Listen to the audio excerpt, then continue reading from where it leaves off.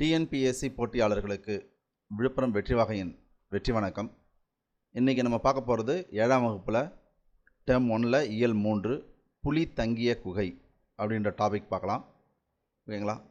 இப்போ இதில் அறிமுகம் அதுலேருந்தே பார்க்கலாம். தமிழர்கள் பழங்காலம் முதலே கல்வியிலும் வீரத்திலும் சிறந்து விளங்கினர் அப்படின்னு சொல்கிறாங்க. அப்போ கல்வி வீரம் இதில் பழங்காலம் தொட்டே சிறந்து விளங்குறாங்கன்னு சொல்கிறாங்க.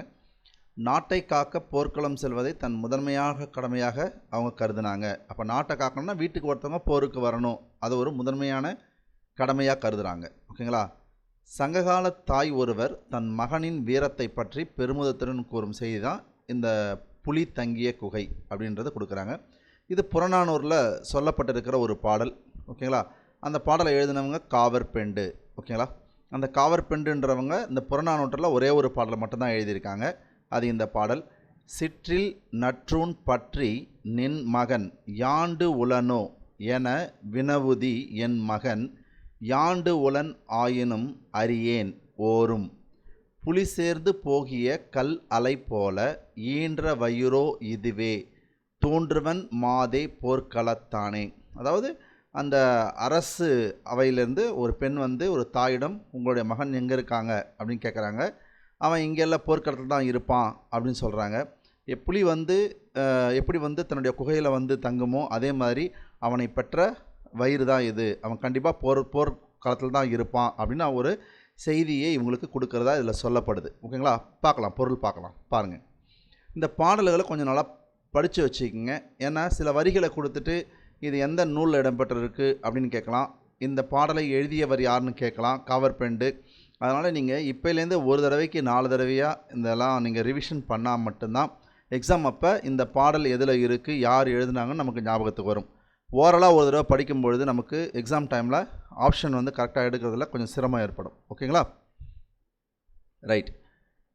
எம் சிறு குடிலின் அழகிய தூணை பற்றி நின்று என் மகன் எங்கே என்று வினவும் பெண்ணே, அவன் இருக்கும் இடம் யான் அறியேன், புலி தங்கி சென்ற குகை போல அவனை பெற்ற வயிறு இங்குள்ளது, ஒருவேளை அவன் போர்க்களத்தில் இருக்கக்கூடும் அப்படின்னு அந்த தாய் அந்த பெண்மணிக்கிட்ட சொல்கிற மாதிரி இங்கே கொடுத்துருக்காங்க.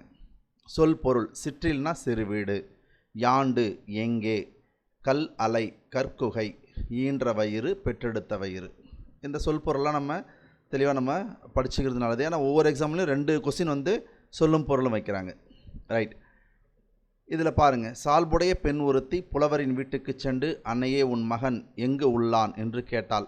அந்த செய்தி அப்படியே இதில் கொடுக்கப்பட்டிருக்கு, வேறு ஒன்றும் இல்லை. இந்த இடத்துல புலி தங்கி சென்ற குகை போல அவளை பெற்றெடுத்த வயிறு என்னிடம் உள்ளதுன்னு சொல்கிறாங்க. அப்போ இந்த இடத்துல போல அப்படின்னு வர்றதுனால இது உவமையால் சொல்லப்பட்டிருக்கு. அப்போ இந்த பாடல் இடம்பெற்றிருக்கிற அணி எதுன்னு கேட்டால் ஓமை அணி அப்படின்ற, ஏன்னா அந்த போலன் என்னது ஓமை அணி. ஓகேங்களா? இந்த மாதிரி நம்ம கொஞ்சம் தெரிஞ்சு படிச்சுக்கிட்டால் ரொம்ப நல்லது. சரி, நூல்வெளி பாருங்கள். காவற்பெண்டு சங்ககால பெண் புலவர்களுள் ஒருவர். சோழ மன்னன் போரவை கோப்பெரு நற்கிள்ளியின் செவிலித்தாயாக விளங்கியவர். இதெல்லாம் நமக்கு வெரி வெரி இம்பார்ட்டன்ட். நூல்வெளி எப்போதுமே தெரியலன்னு சொல்லவே கூடாது. அந்தளவுக்கு நம்ம நூல்வெளியை ரொம்ப கவனமாக படிக்கணும். ஓகேங்களா? போரவை கோப்பெரு நற்கல்லினுடைய செவிலித்தாயாக விளங்கியவர் தான் அந்த காவற்பெண்டு. கல்வியில் தேர்ச்சியும் கவிப்பாடும் ஆற்றலும் மிக்க இவர் சங்ககால மக்களின் வீரத்தை கருப்பொருளாக இப்பாடலை பாடியுள்ளார்.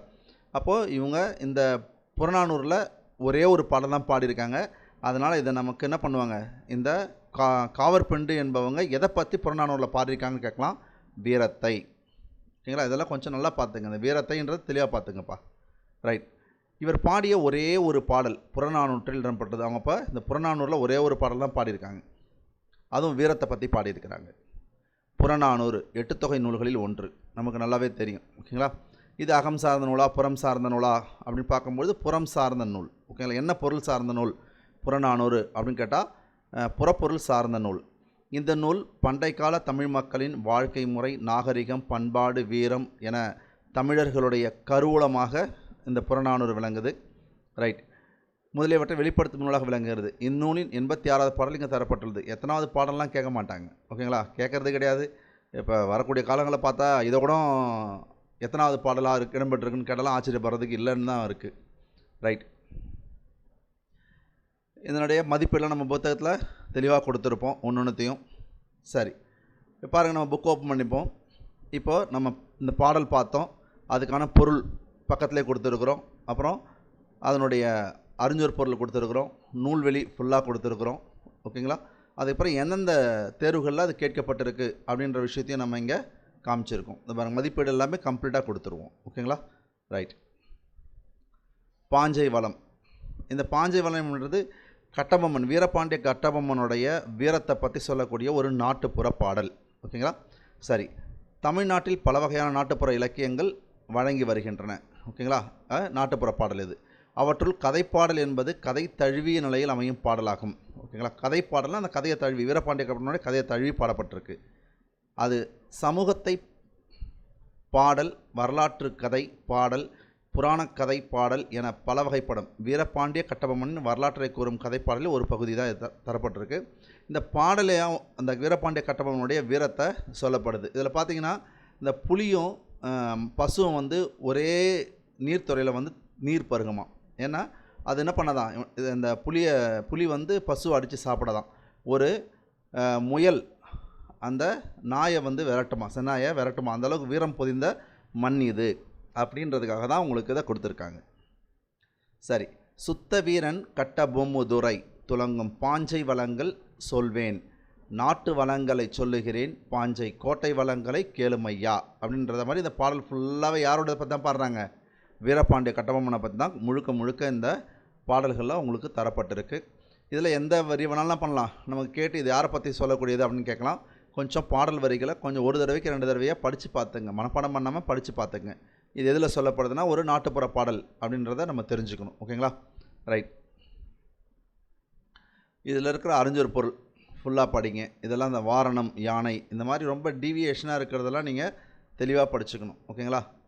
ரைட்.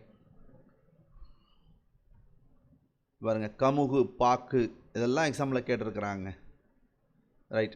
பாடலின் பொருள்: குறையில்லாத வீரனாகிய கட்டபொம்மன் இருந்து ஆட்சி செய்யும் பாஞ்சாலங்குறிச்சியின் வளங்களை கூறுகின்றேன். அப்போ கட்டபொம்மன் வந்து எந்த பகுதியினுடைய ஆட்சியாளராக திகழ்ந்தான் அப்படின்னா பாஞ்சாலங்குறிச்சி. ஓகேங்களா? ரைட். அந்த பாடலுடைய பொருள் தான் இங்கே கொடுக்கப்பட்டிருக்கு. பொருளெல்லாம் கொஞ்சம் பொறுமையாக உட்காந்து படித்து பாருங்கள். அதில் என்ன நம்ம கேள்வி கிடைக்குது அப்படின்னு நம்ம படித்தா தான் நமக்கு தெரியும். ரைட். நூல்வெளி பாருங்கள். கட்டபொம்மன் கதைப்பாடல்கள் பல வடிவங்களில் வழங்கி வருகின்றன. அவை பலரால் பதிப்பிக்கப்பட்டுள்ளன. நம் பாடப்பகுதி வான மாமலை தொகுத்து வெளியிட்ட வீரபாண்டிய கட்டபொம்மன் கதைப்பாடல் எனும் நூலிலிருந்து எடுக்கப்பட்டுள்ளது. இப்போது இந்த வீரபாண்டிய கட்டபொம்மனுடைய கதைப்பாடலை யார் தொகுத்து எடுத்தாலும் வான மாமலை. இதை நூல்வெளியை கொஞ்சம் நல்லா தரவா படிச்சுங்கப்பா. இந்த மதிப்பீடு எல்லாமே நம்ம புத்தகத்தில் தெளிவாக கொடுத்துருக்குறோம் பாருங்கள். இப்போ இந்த கட்டபொம்மன் பாடல்கள் ஃபுல்லாக கம்ப்ளீட்டாக நமக்கு கொடுத்துருக்கோம். புக்கில் எந்த மெசேஜும் உங்களுக்கு மிஸ் ஆகாது, கம்ப்ளீட்டாக அதில் கொடுத்துட்ருப்போம். பாருங்கள், சொல்லும் பொருளும் எந்தெந்த கேள்வியெலாம் வந்து டிஎன்பிஎஸ்சியில் கேட்டிருக்காங்க பாருங்கள். பொக்கிஷம், சாஸ்தி, விஸ்தாரம், சிங்காரம், இதெல்லாமே கண்டினியூஸாக கேட்டுக்கிட்டே இருக்காங்க பாருங்கள். இது எல்லாமே இருக்குது. ஓகேங்களா? வாரணச்சாலை எனப்படுவது யானை கூடம், பரிவளம் சாலை குதிரை கொட்டில், பரினாலே குதிரை குறிக்கும். பாருங்கள், வாரம்னா யானை, அப்போது வாரணச்சாலைனா யானை கூடம். பாஞ்சாலங்குறிச்சிக்கு அருள் செய்வதாக வரமளிப்பவர் சக்கமாதேவி. மெத்தை வீடு என்று குறிப்பிடப்படுவது மாடி வீடு. அந்த பாடல்கள்லேருந்து இவ்வளோ தான் இருக்குது நமக்கு. நூல்வெளி இங்கே அப்படியே இருக்குது. ஓகேங்களா? ரைட். மதிப்பீடு நம்ம இங்கே கொடுத்துருக்கோம். இந்த மதிப்பீடில் எதெல்லாம் இங்கே இருக்குது நீங்கள் தெளிவாக பார்த்துக்குங்க. ஓகேங்களா? ஓகே. இந்த புக்கு உங்களுக்கு பழைய புத்தகம், புதிய புத்தகம், ப்ரீவியஸ் இயர் கொஸ்டின் பேப்பர் உள்ளடக்கின ஒரு புத்தகம். ஓகேங்களா? அதே மாதிரி இதில் இருக்கிற அறிஞர் பொருள் ஒரு 12 டாபிக் உங்களுக்கு கம்ப்ளீட்டாக பின்னாடி தொகுத்து கொடுத்துருப்போம். நூலாசிரியர்கள், அறிஞர் பொருள், இப்படி இலக்கணங்கள் எல்லாமே தனியாக உங்களுக்கு தொகுத்து கொடுத்துருப்போம். இந்த புக்கு வேணுன்றவங்க 1250 ரூபா பே பண்ணி வாங்கிக்கலாம். தமிழ்நாடு ஃபுல்லாக கொரியர் அனுப்புகிறோம். ஓகேங்களா? இந்த கிளாஸ் பிடிச்சதை சப்ஸ்கிரைப் பண்ணிக்கோங்க. ஃப்ரெண்ட்ஸுங்களுக்கு ஃபார்வர்ட் பண்ணுங்கள், கமெண்ட் பண்ணுங்கள், ஷேர் பண்ணுங்கப்பா. தேங்க்யூ.